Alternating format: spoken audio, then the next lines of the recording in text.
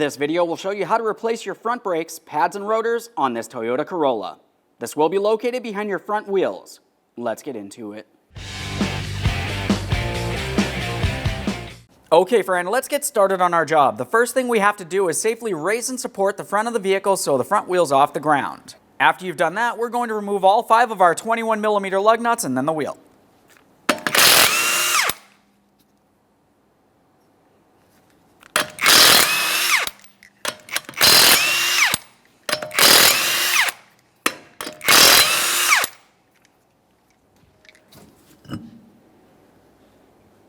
Now that we have the wheel off, we have a clear view of our front brake caliper.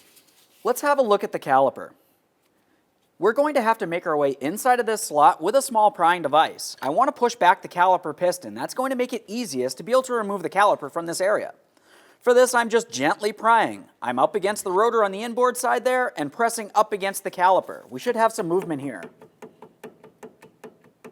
If you didn't have any movement, it's due to the slider pins more than likely, and that's something that's going to need attention. This does have movement, so let's continue on. It's time to start removing the caliper from the bracket and the slider pins. You're going to find that you have 2 14mm bolts, one up along the top, one on the bottom.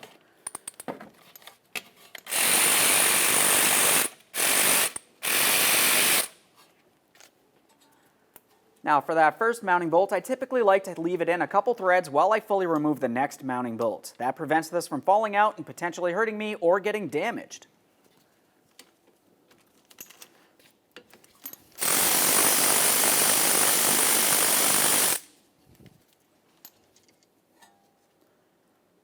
A thorough inspection of all mounting hardware as we continue on. Replace as necessary. This looks good, we'll set it aside.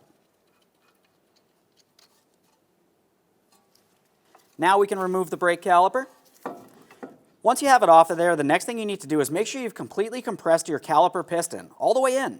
After that, we're looking along the piston boot here. This is just a dust boot. If you see any fluid making its way out of here, that means the internal seal on the caliper is bad, and you need to replace it with a brand new one.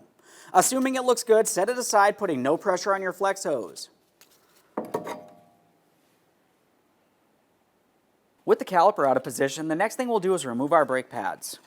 Can use a pry bar if necessary. As I remove those, I always like to just take a quick peek. Of course, we are replacing these, but if they're worn at an angle, that signifies there could be another issue that you'd want to pay attention to.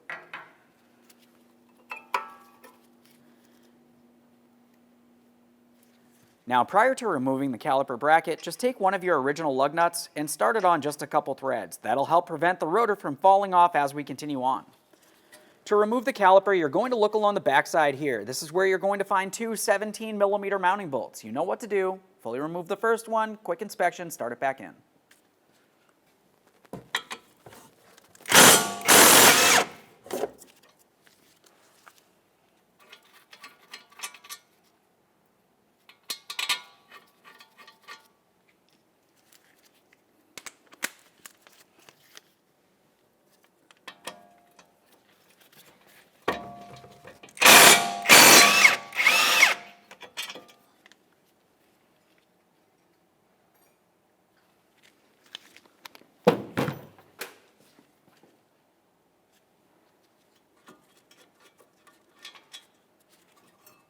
Now we can remove our brake caliper. We're going to give this a quick inspection. We will be cleaning and lubricating this. For now, let's set it aside. Now with one of our lug nuts still in place, we're going to start removing our brake rotor. If it's stuck in place, you can use a hammer and lightly tap along this edge.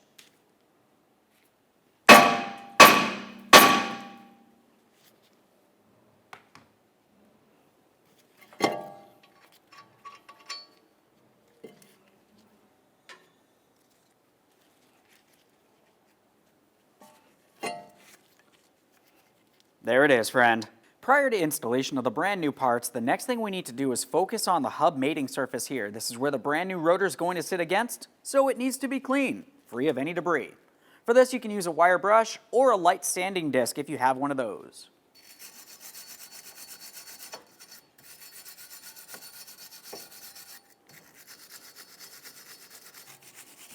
It's looking a lot better now.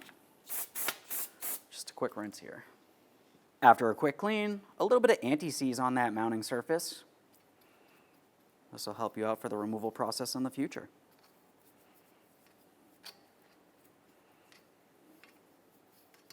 Now it's time to install our brand new front brake rotor. Let's make sure we clean our braking surfaces. Little parts cleaner there. Put it on the other side. Now we're going to get this in place. We'll start on one of our lug nuts. This is going to hold the rotor in place while we continue on.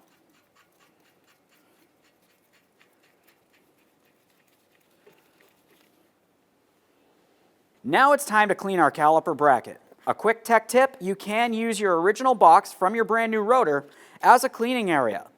That's going to help collect any miscellaneous debris so you don't have too much to clean up in the end. Now for the caliper bracket, we're going to start by removing our 4 caliper bracket tins. You're going to find one on each corner. Just go ahead and pry those out of place. Those are going to be recycled in the end.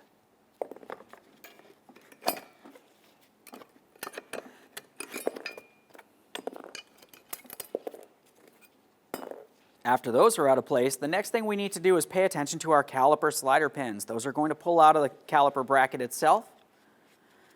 You're going to find on one of your caliper slider pins, it has a vibration dampener boot. We can see it right here. We need to make sure it goes back into the original position during the reinstallation process. For now, we're just going to go ahead and clean it down. We'll remember where it goes and set it aside. Let's get the other one out of here as well. A little twist, separate it from the boot. When cleaning and inspecting your slider pins, you need to make sure you don't see any rust or rot like what we can see along this area. If you do see some, go ahead and clean it down. Make sure that the sealing boot will make a good seal so no moisture or debris make its way in this area. That can cause a braking issue. This has to be cleaned. Now you can see I've thoroughly cleaned the slider pin all the way up into this groove here. This is where the boot sits. This slider pin does not need to be replaced. I don't see any pitting. We can set that aside. After the slider pins, we want to pay attention to the caliper slider pin boots. Some people don't remove these to clean. I like to. For this, I'm just using a small pocket screwdriver. You can also use a pick. Just make your way in between this area and gently pull it out of place. Now you can thoroughly inspect it. If it looks like it's dry rotted or cracked in any way, you definitely want to replace it. For cleaning these, we're going to use a rag, twist it up, and slide it straight through the center.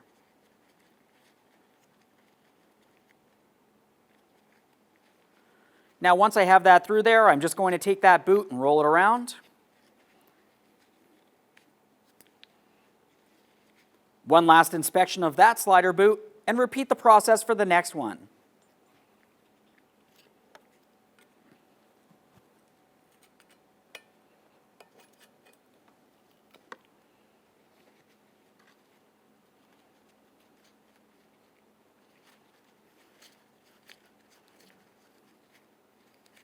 That one's really dirty.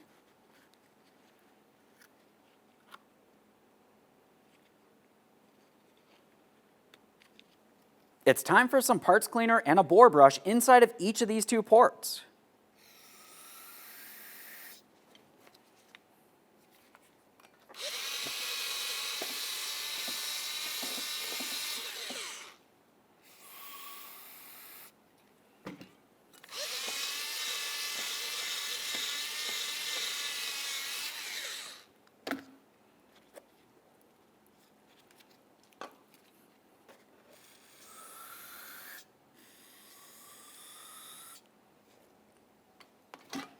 A quick rinse and a thorough inspection inside of each of those 2 ports.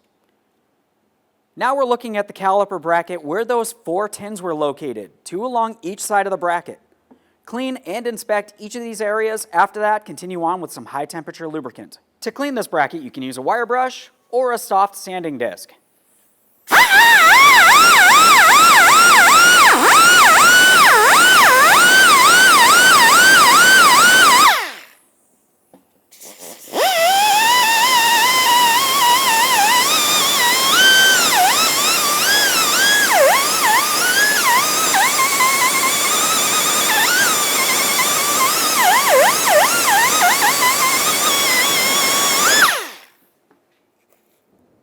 Now let's get the other side.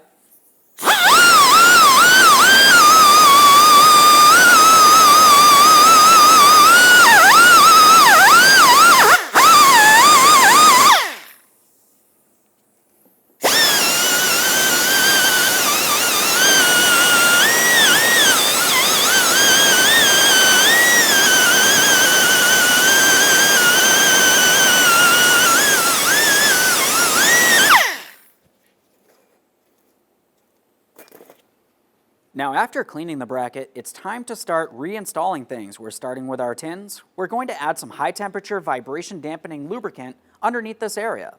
You don't need very much, just a tiny bit will do. This will help keep moisture away as well. Now if you were looking at your brand new metal clips, you're going to find that 2 look different than the other 2. We need to make sure we have them in the proper orientation. This area that's protruding out needs to be facing towards the outside of the bracket, not inboard, where it could hit up against the rotor. That's very dangerous and you're going to hear some noise. Aside from that, down where my index finger is here, we have this flat tab. That's going to go on what would be considered the bottom side. So let's just go ahead and start getting this in position. I get the flat side up against here. Press it in. Audible click, a light tug. Let's repeat the process on the other side now. Just right over here. Tabs down in the same area, and it's facing out here. Repeat the process on the other side of the caliper bracket.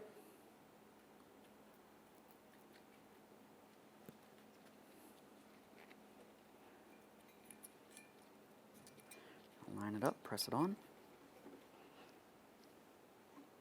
Last one.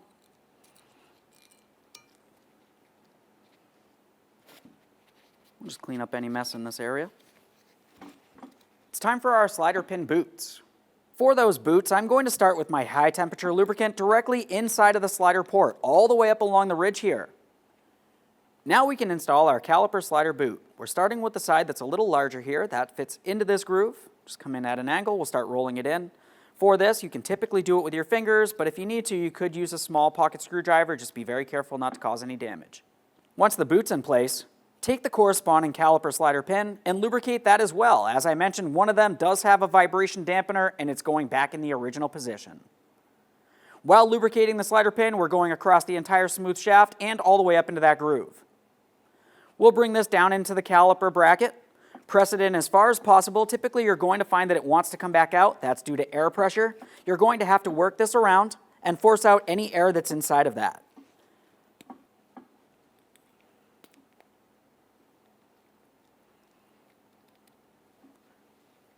Now let's repeat the process for the next portion of the caliper bracket.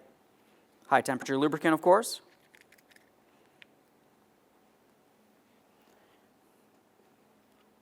Get the boot on there, rolling it in.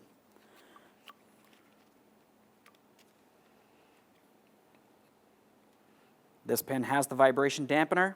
It's not loose or anything, definitely not damaged or swollen. Well lubricated, slide it in. Press out any air. Let's get this over to the vehicle. Now we've got the caliper bracket over towards the vehicle here. We'll get that in place. I've cleaned the threads on my bolts and applied some thread locker. We'll start those in, bottom them out. The torque for these is going to be 79 foot-pounds.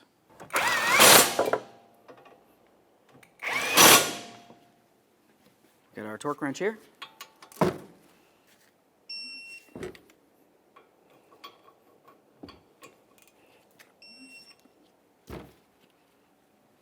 Now it's time for our brake pads. We're going to take 2 from our kit.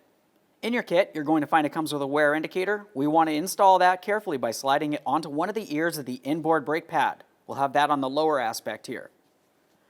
Continuing on, we're going to take the brake pad that has that wear indicator on it. That goes on the inboard side. Line it up, press it into the caliper bracket. When you do press this in, you need to make sure that it can move around. If you have to hammer it in for some reason, more than likely you did not clean the caliper bracket well enough. Now we can do the outer brake pad. This does not have a wear indicator. We'll just make sure we hold onto that inner pad so it does not fall out of place as we continue on. Once again, make sure that it does have movement. Now let's have a look at the caliper. Make sure that you've pushed in your caliper piston all the way. After that, we're going to add high temperature lubricant along the piston and the backside of each of these ears, essentially the areas that touches up against our brake pads. This will help with vibration dampening and noise reduction overall. Let's get this in place. Slide that right over the brake pads. Squeeze in your caliper sliders if needed, and we'll install our slider bolts. For those, you want to start them in, snug them up, and the torque will be 25 foot-pounds.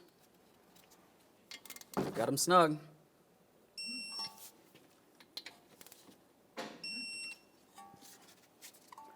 Double check to make sure that your flex hose is not twisted in any way. Let's get our wheel in place. Now at this point, we're going to start on all 5 of our 21mm lug nuts. We'll bottom them out, get the wheel safely on the ground, and we can torque these to 76 foot-pounds.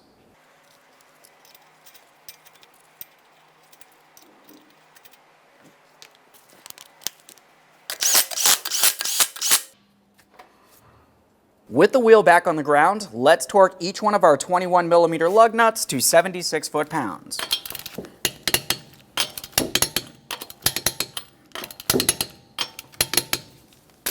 Torqued. Okay friend, we finished the installation of our front brakes on one side of the vehicle. The process is the exact same thing on the other side of the vehicle. Once you've completed that, pump up the brake pedal till it's nice and firm, and take your vehicle for a road test. Thanks for watching. When only the best will do, demand TRQ.